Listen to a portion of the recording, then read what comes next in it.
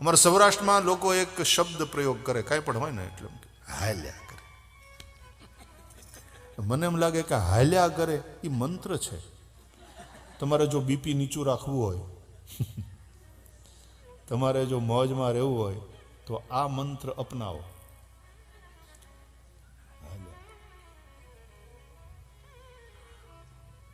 હમણાં હું ઉતર્યો ને અહીંયા અમેરિકામાં, તો અમારે ઇમિગ્રેશનમાં બહુ વાર લાગી, લાંબી લાઈન હતી એટલે બહુ વાર લાગી, અને પછી સામાન આવતા વાર લાગી. એટલે હું જેવો બહાર આવ્યો એટલે મને કહે તમારી ફ્લાઇટ તો આટલા વાગે ઉતરી ગઈ, તમે લેન્ડ થઈ ગયા અને આટલો બધો સમય થયો, કંઈ તકલીફ થઈ હતી? મેં કીધું કાંઈ નહીં, ખાલી ઇમિગ્રેશનમાં લાંબી લાઈન હતી ને પછી કસ્ટમર પેલા સામાનમાં વાર લાગી. અરે મને કે ઘણું બધું કષ્ટ પડ્યું. મેં કીધું હાલ્યા કર, પ્રવાસ છે, મુસાફરી છે, હાલ્યા કરે. આ હાલ્યા કરે એ મંત્ર છે. અરે ઓલાએ તમને કેવું સંભળાવી દીધું, બધાની વચ્ચે તમારું અપમાન કરવું. આપણે એમ કહેવાનું હાલ્યા કરે, ભૂલી જાય ક્યારે. નહીં તો ઘણા ઓલો ખરેખર ભૂલી ગયો ને ઘણા તમને હાવ સાચી રીતે ચડાવે. એની વાત તમને બોલાવ્યા નહીં, તમારું નામે લીધું નહીં, એ તમને હું બધાડવા માગતો હોય બે જણા.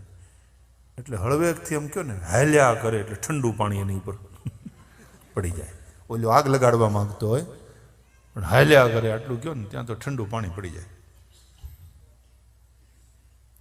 છોટી છોટી વાતો. મેં ઓલું હું કંઈક હમણાં ઓલા છોકરાઓ મને કંઈક કહેતા હતા, ઓલું કંઈક સિનેમા આવ્યું હતું, એમાં કંઈક આ ડાયલોગ હતો, ક્યાં બડે બડે શહેરો મેં એસી છોટી છોટી બાતો. હા, એવું કંઈક છે ને. તમારી લેન રહી તમને ખબર હોય શું છે. હા, બડે બડે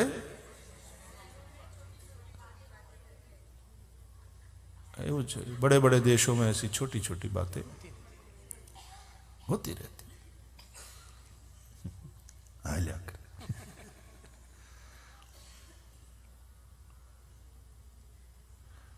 એક જણા મેં ગયા ને તો લોકો એકદમ ભૂખ લાગી છે જોરથી, એટલે બોલા બેન કે હાલ્યા કરે. હાલ્યા આવું કરે, મારી માં કે ખાવા આમાં નહીં હાલે, પેટ્રોલ ખૂટી ગયું. એટલે એમાં ત્યાં પાછો આ મંત્ર નહીં તો લોકો ધણી આવે ઘરે ને એમ કે સ્મિતા एकदम भूख लगी है, जल्दी थी थाली लगाओ, बहुत जोरों की भूख लगी. यू नो वॉट, हाल्या करे. ત્યાં એવું ન કરાય. અને ઘરની અન્નપૂર્ણા ક્યારે એવું કરે નહીં. અરે તમે બસ ખાલી કપડાં બદલાવી હાથ પગ ધોઈ તૈયાર થાવ, હું હમણાં થાળી લગાવું. ભૂખ લાગી છે એમ છોકરાઓ બોલે, છોકરાને બાપા બોલે, અને એ સાંભળીને જેને મજા આવે ને તરત ઉત્સાહપૂર્વક કામે લાગી જાય, એનું નામ અન્નપૂર્ણા.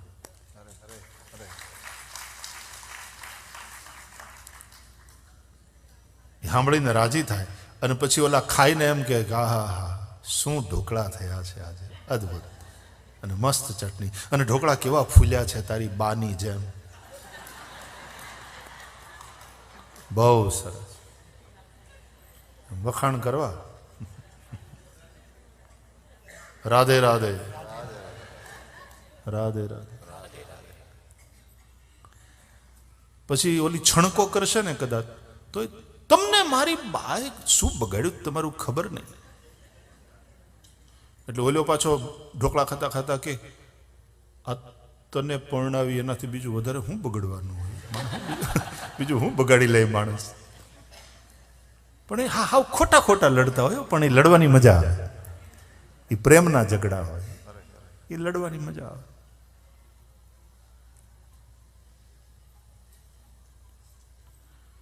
એક પાર્ટીની અંદર છે ને એક માણસ બહુ પીતો હતો, બહુ પીતો હતો. તો પત્નીએ ઓલાને કીધું, પોતાના ધણીને, ઓલાને જોયો, હા અરે ઈ પિયક્કડ કેટલો પીવે છે. તો કે હા પેલા એની હારે મારી વાત હાલતી હતી.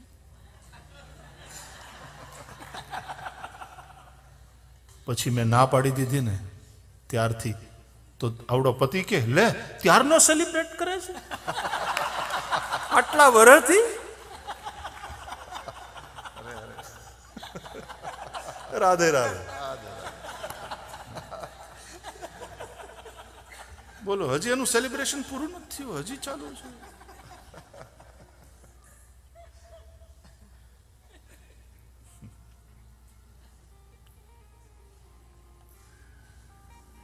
તો આ મંત્ર અપનાવો, હાલ્યા કરે. એન્જોય કરો યાર, લાઈફ એન્જોય કરવા માટે. ઘણા તો એવા રોતલ હોય, રેડ્યા જ કરે, વાત વાતમાં રેડ્યા જ કરે. જરાક તમે તબિયતના ખબર પૂછો કેમ છે, હમણાં નથી બરાબર. હમણાં હું તને કાયમી છે ભાઈ. આ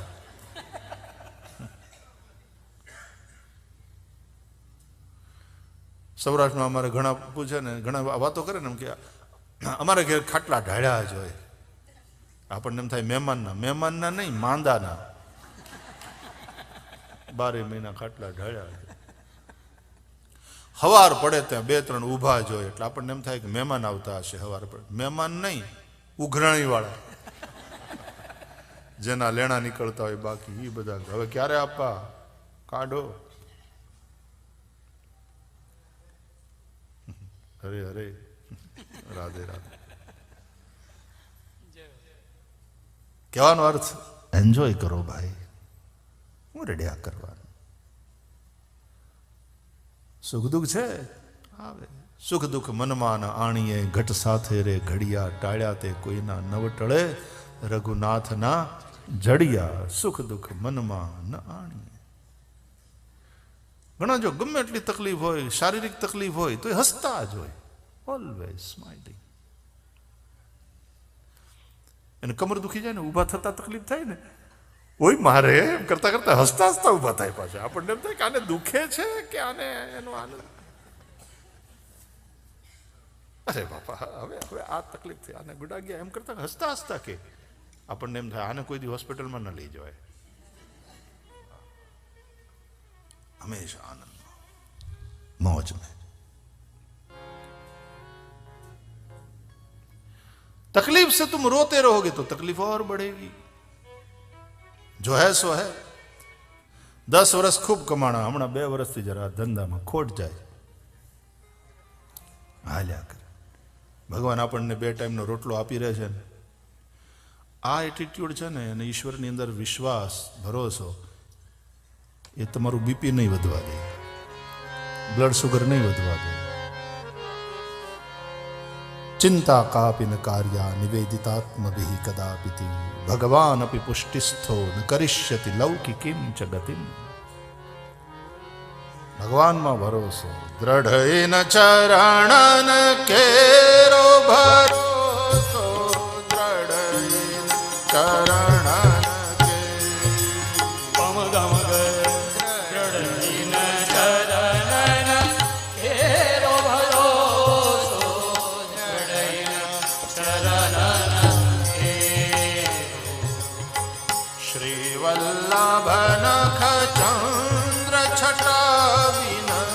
सब जग माही अंधे. गम गम श्री वल्लभ नग चंद्र छटा, सब जग माही अंधे. साधन और नहीं आ कली में, जासो होत निबेरो. साधन और होत निबेरो.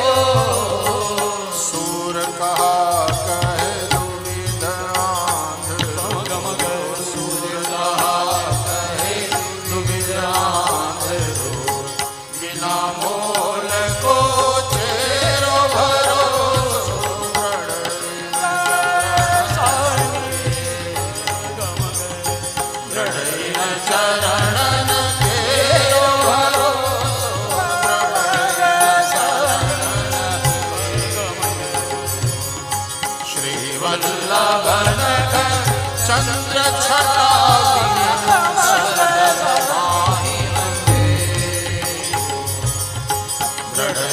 चरण हेरो भरोसो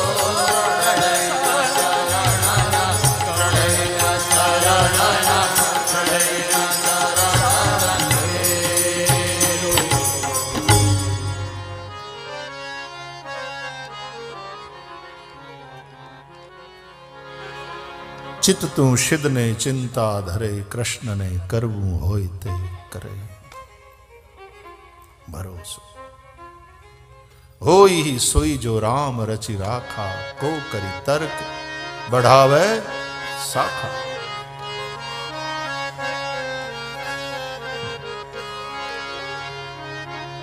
આજે તે ગાવે ચડાવ્યા છે होई ही सोई जो राम रचि राखा होई सोई जो राम रचि राखा को करी तर्क बढ़ावे साखा को करी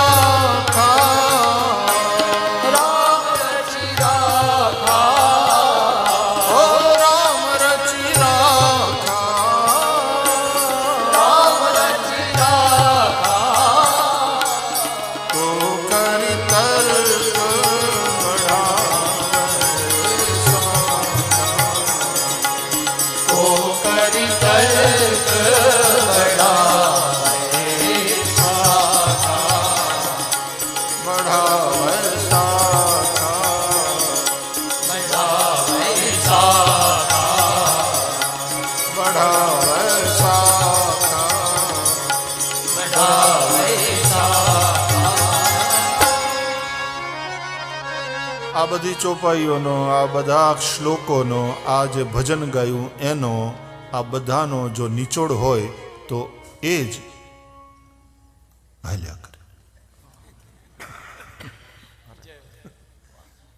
આ બધાનો નિચોડ કેવું સરસ છે ને આ મંત્ર. એટલે તમે બધા આજે કથામાંથી તમને આ મંત્ર મળે છે. તમારે જો સ્ટ્રેસ ફ્રી રહેવું હોય તો આ મંત્ર અપનાવી લો. કયો મંત્ર? ફરીથી એકવાર બોલો. એકવાર ભગવાનને પ્રણામ કરી ભરોસા સાથે વળી પાછા એકવાર બોલો. હાલ્યા બોલ શ્રી હરિ ભગવાન કી જય. રાધા કૃષ્ણ ભગવાન की जय. छोटी छोटी बातें हैं लेकिन उसका बड़ा बड़ा इफेक्ट है. बड़े बड़े शहरों में छोटी छोटी बातें होती रहती है लेकिन छोटी छोटी बातों की बहुत बड़ी इफेक्ट होती है. तो छोटी छोटी बात उसका बहुत बड़ा लाभ मिलेगा. मंत्र अपनाओ. चलो आलिया कर.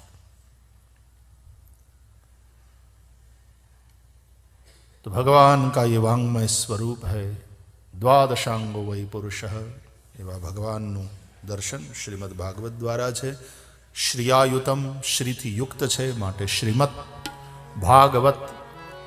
ભગવતા પ્રોક્તમ ભગવતા ઉદિતમ ભાગવતમ. સ્વયં ભગવાને જે પોતાના શ્રી મુખે કહ્યું એ ભાગવત. ભાગવતના આદિવક્તા આદિનારાયણ ભગવાન સ્વયં છે.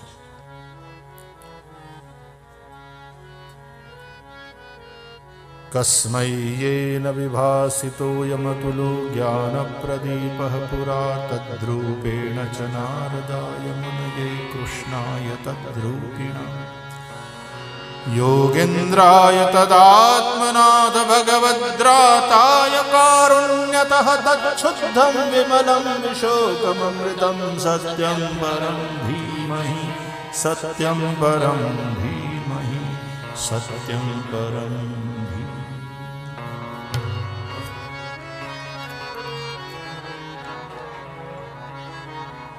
आदिनारायण भगवान ने सौથી पहला वेला संभળાયું ब्रह्मा ने, फिर ब्रह्मा ने सुनाया अपने बेटे नारद को, नारद ने सुनाया व्यास जी को, व्यास जी ने सिखाया अपने पुत्र शुकदेव को, शुकदेव ने गंगा तट पर अनशन लेकर बैठे राजा परीक्षित को सुनाया.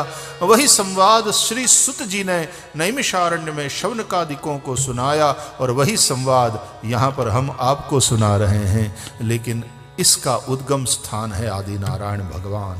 वहां से बहती हुई ये गंगा आज चलकर नॉक्सविल में आई. भगवता प्रोक्तम भागवतम, એટલા માટે આનું નામ ભાગવત છે. મતલબ ભગવાને જે કીધું તે ભાગવત, ભગવાને જે ગાયું તે ગીતા. ભગવતા ગીતા, ભગવત ગીતા.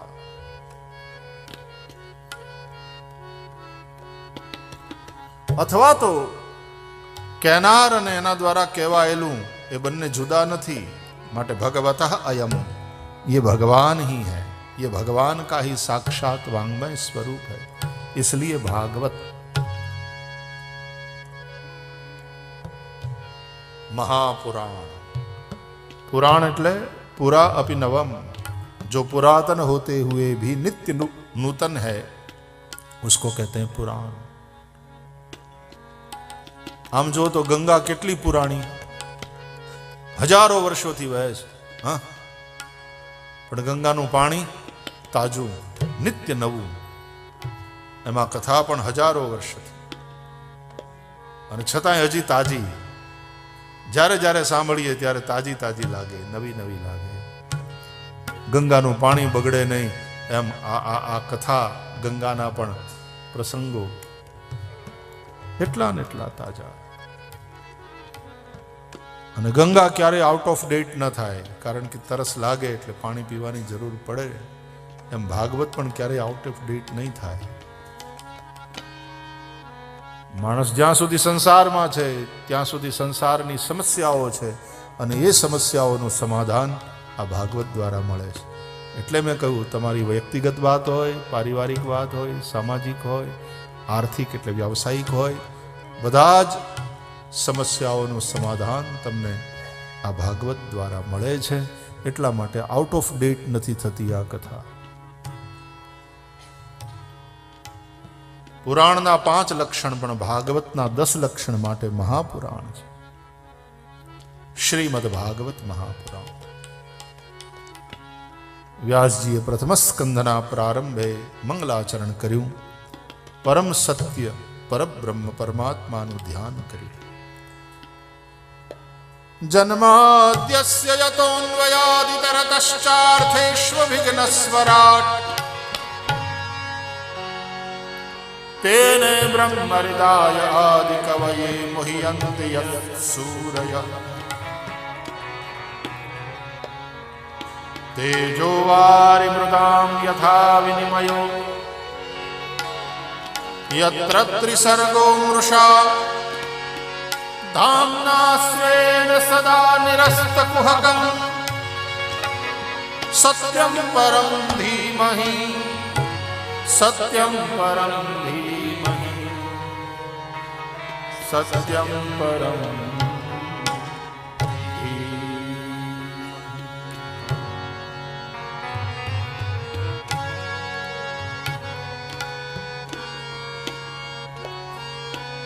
જે પરબ્રહ્મ પરમાત્માથી આ સૃષ્ટિની ઉત્પત્તિ સ્થિતિ અને લય થાય છે, જેના હોવાને કારણે આ બધું જ અસ્તિત્વ છે, અને જેના હોવા માટે બીજા કોઈના હોવાની જરૂર નથી, જે પોતે પોતાથી છે, કોઈ બીજાથી નહીં. સોનાની વીંટી હોય, પોતે પોતાથી નથી વીંટી, વીંટી હોનાથી છે અને હોનીથી છે. હોનું ના હોય ને હોની ના હોય તો વીંટી ના હોય.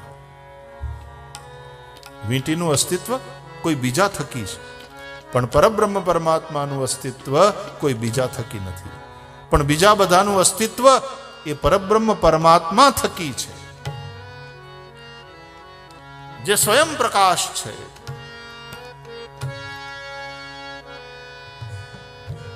પોતે પોતાનાથી પ્રકાશિત છે, અને એ આખા જગતને, આખી સૃષ્ટિને, આખા બ્રહ્માંડને પ્રકાશિત કરે છે. જગત પ્રકાશ્ય પ્રકાશકરમ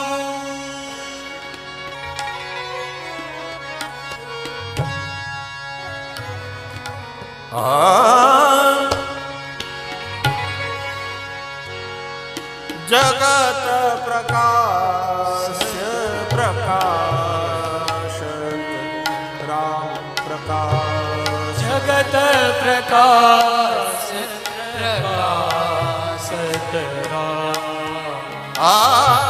જગત પ્રકાશ્ય પ્રકાશક રામ. મદની સા જગત પ્રકાશ પ્રકાશક રામ.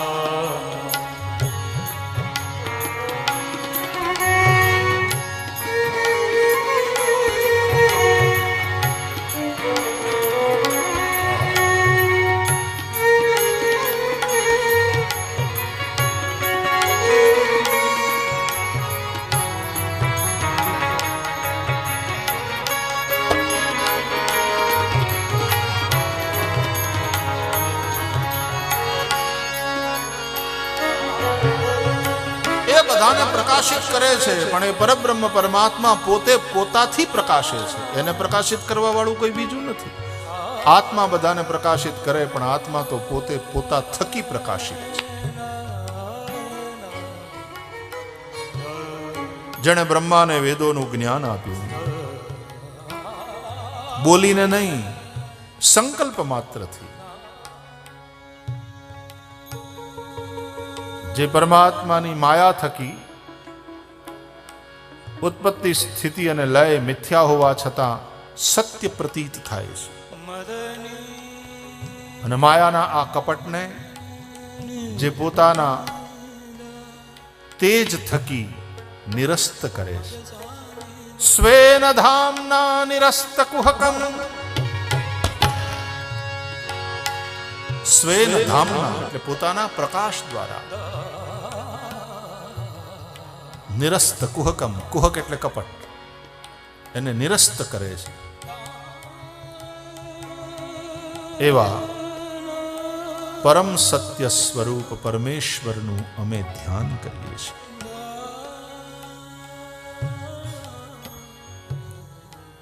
સત્યમ પરમ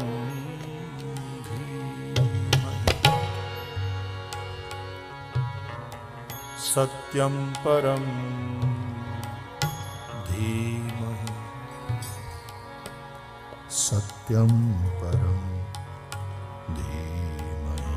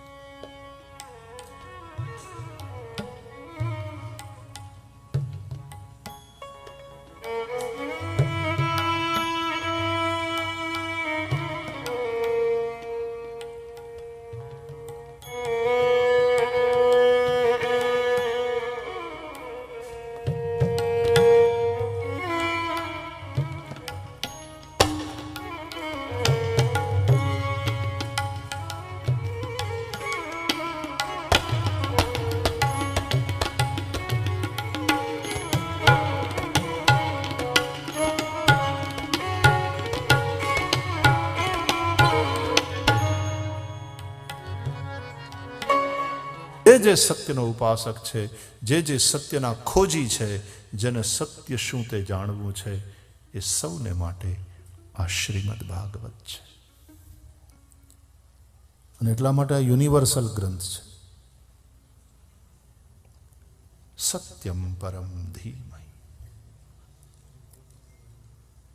ભાગવતના આરંભે પણ સત્યમ પરમ ધીમહિ, ભાગવતના અંતે પણ સત્યમ પરમ ધીમહિ. आम 12 स्कंध हो गए. तो 12 स्कंधों में 6 गुणों वाले भगवान का निरूपण किया गया है. इसलिए द्वादशांग भगवान का ही वांग्मय स्वरूप है श्रीमद् भागवत.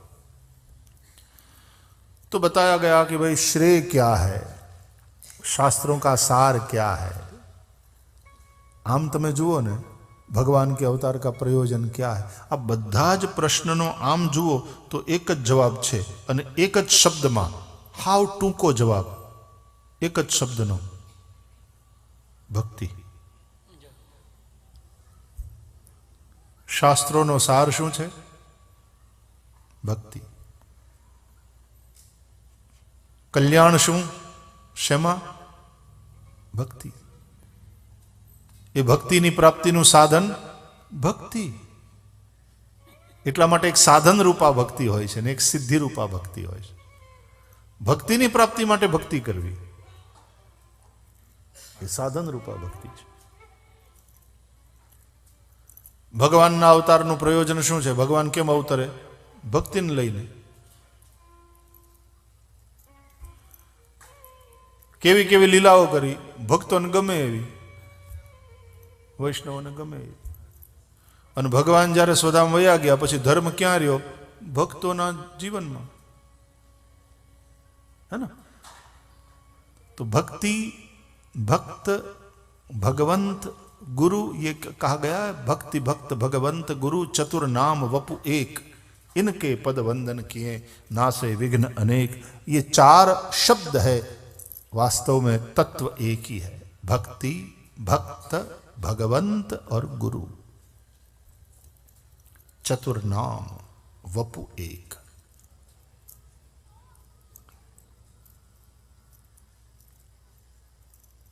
गुरु में भगवान ने जोवा ए भक्ति है. कि मारा गुरुज ब्रह्मा, मारा गुरुज विष्णु, मारा गुरुज महेश्वर, मारा गुरु साक्षात परब्रह्म, तस्मै श्री गुरवे नमः. ए भक्ति. પણ ભગવાન જ ગુરુના રૂપે પ્રગટ થયા છે, એ જ્ઞાન. भगवान ही सदगुरु का रूप बनाकर आए. सदगुरु को भगवान के अतिरिक्त कुछ और माने वो दुर्भागी है. भागवत કહે છે આવું, આવું ભાગવતમાં લખ્યું છે. सदगुरु में ईश्वर के अतिरिक्त कोई और भाव होता है कि आ तो मनुष्य है, अथवा तो आ तो वाणिया है, कि आ तो ब्राह्मण है, कि आ तो पटेल है, कि आ तो आवा है. बीजा वर्णनो भाव सदगुरु में करे, कि पुरुष स्त्रीनो भाव करे, कि बीजो कई भाव करे, कि आ तो इंडियन है, क्या भला, वो सब नासमझी है. तो गुरु में भगवान का भाव करना ये भक्ति है. लेकिन सदगुरु ही परब्रह्म परमात्मा ही सदगुरु के रूप में प्रकट हुआ है मेरे लिए, ये ज्ञान है, ये वास्तविकता है. તમે કોઈને ચાહતા હોય ને તમારે એને મળવું હોય,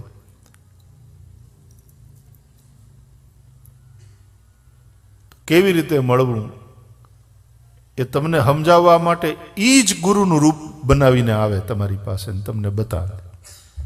એટલા માટે તમે ગીતામાં જુઓ, તમેવ શરણમ ગચ્છ સર્વ ભાવેન ભારત. આવું કહે છે કૃષ્ણ શરૂઆતમાં અર્જુનને, કે તું પૂર્ણ ભાવથી અને પૂરા સમર્પણથી એને શરણે જા. એટલે અર્જુનને એમ થયું, એને એટલે કોને? કૃષ્ણ કોઈ બીજાની વાત કરે છે, એને શરણે જા કોને?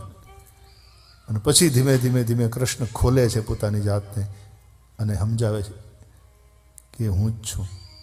એટલે કહે છે સર્વધર્માન પરિત્યજ્ય મામેકમ શરણમ વ્રજ. આ ગીતામાં છેલ્લે કહે બધું જ છોડીને તું મુझ એકની શરણમાં આવ. ત્યારે ભગવાને પોતાની જાતને खोली. तू जिसको खोज रहा है, तू जिसकी शरण में जाना चाहता है, तू जिसको मिलना चाहता है, वो मैं ही हूं. तो गुरु का रूप बनाकर आया है. और इसलिए हमारे यहां कहा गया कि गुरु और गोविंद में भेद नहीं करना चाहिए. गुरु गोविंद एक दुग्धा को दूर भेद, ज्ञान के चक्षु देख दोनों का ठिकाना रे. हरि गुण गाना, हरि गुण गाना, हरि गुण गाना, गुरु रूप का धर ध्याना. हरि गुण गाना, हरि गुण गाना, हरि गुण गाना, हरि